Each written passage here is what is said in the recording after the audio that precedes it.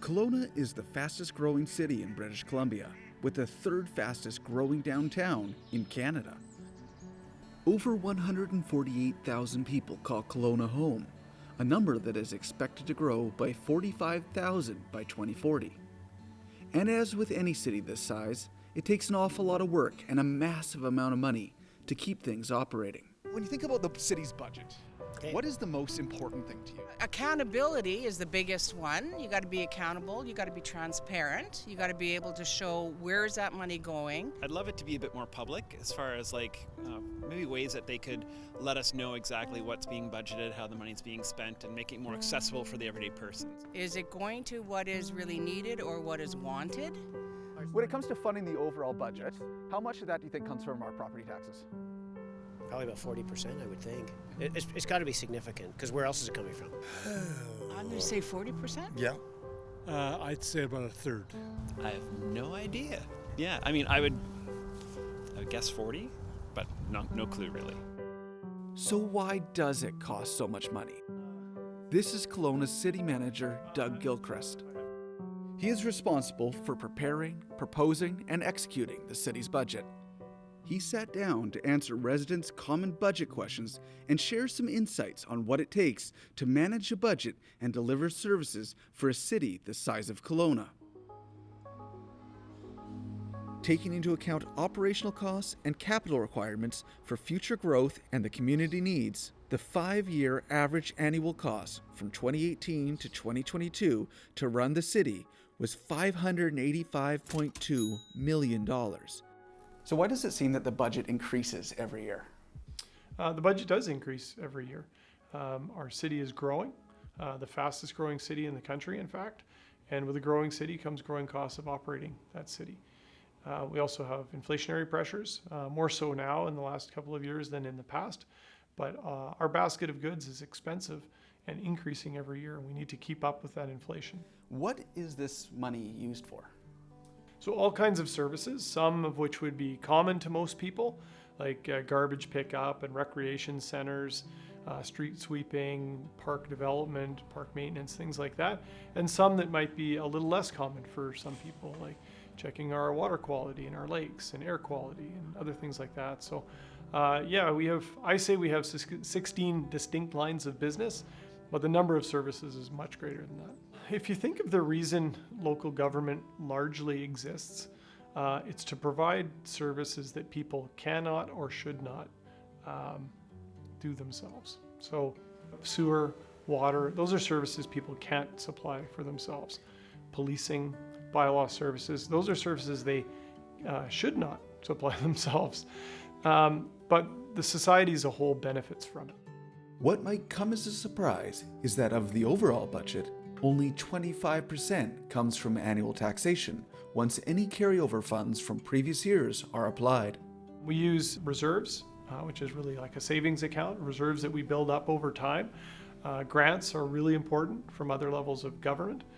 And then the fees and charges that we charge people to use the services. So that can be paid for by citizens, could be from people outside our community, could be tourists. When you think of boat launching facilities or our rec center facilities, parking, different things like that, there's a fee for service. So those collectively make up the funding sources that we have to provide services for our citizens. As an example, in 2022, the City of Kelowna generated about 75% of its total revenue, over $490 million, from sources other than annual taxation. A good funding example would be new developments, which offset the city's budget through development fees and building permits to pay for things like parks and transportation, which otherwise would have come out of taxpayers' pockets. Not all city operations are funded through taxpayer dollars. For example, the Glenmore landfill operates off a combination of fees for daily usage and recoveries from recycling efforts. And the Kelowna International Airport is completely self-funded, not receiving any money from City Hall. My name is Shane Deardall, and I'm the Senior Finance and Corporate Services Manager at Kelowna International Airport. In a year where we have approximately 2 million passengers, we would normally spend about $19 million on operating the airport. So that's ensuring everything is functional, operating the experience that the passenger has, so that the bag belts are running, that the electricity is on, the lights are running. Any funding on capital infrastructure would be over and above that and would be an investment in a given year. All of that is funded through the fees and charges at the airport and is not taxpayer funded at all. So you don't take any taxpayer dollars? No, the airport does not utilize taxpayer funding, so we're solely funded through the fees and charges we collect from the passengers that go through here, the airlines that operate here, and any of the other tenants and operators at the airport. And in fact, we actually pay back into the city, the general fund, each year. Another source of revenue that goes into the general fund is the various grants awarded to the city each year, thanks to the work of the city's grants and special projects manager, Michelle Cam. As the grants manager, my role is to strategically identify, pursue, and manage grants on behalf of the City of Kelowna. So we work with external organizations, mostly senior government, to get funding for the City of Kelowna for council and corporate priorities, but we also work with other funders such as foundations and nonprofit organizations. Grants help with a lot of different things across our community.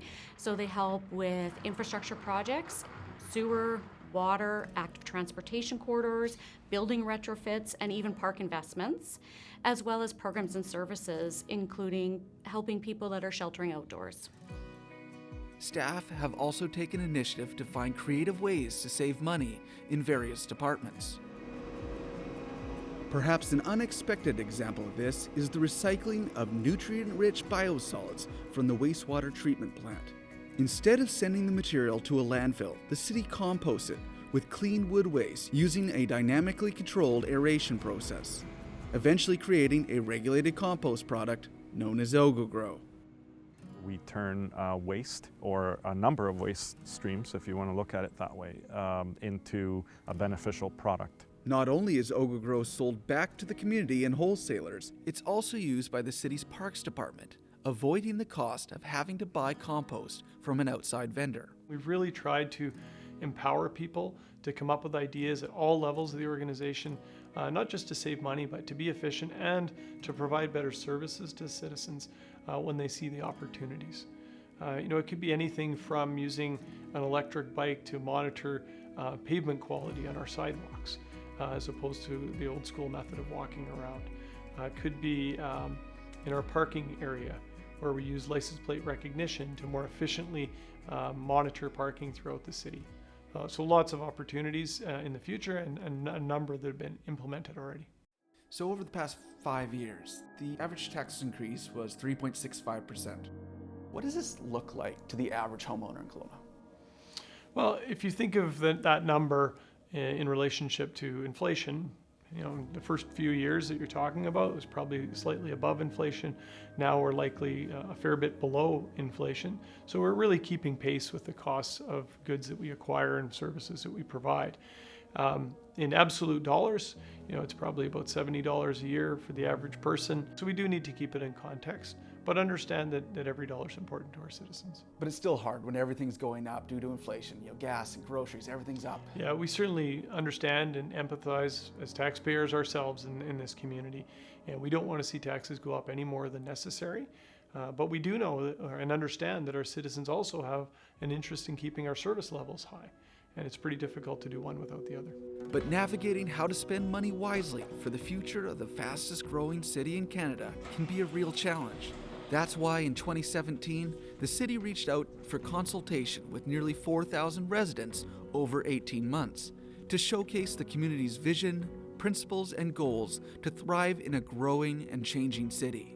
The results were compiled into a document that guides how the city operates. Imagine Kelowna set the vision for our city for the foreseeable future, and gives us guidance on how to allocate resources to meet the citizens' expectations. And then there's also other levels of planning documents where the community should be representative in those documents. Our official community plan, our different goals and strategies that we have, and certainly council priorities. Council priorities plays a big role in how we allocate funds to achieve the objectives of our community through the eyes of council. It's critically important that citizens get involved by participating in public input sessions that will help shape our community in the years ahead.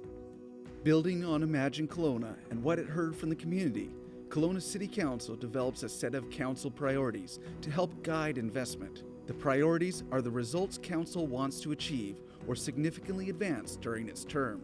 They have the ultimate power. The budget that I administer is on their behalf. They approve the budget, they give guidance to what goes into the budget, and then it's up to the administration to utilize those funds wisely and deliver the services that are set by policy. What I really like people to understand is that there's a lot of rigor that goes into our expenditures.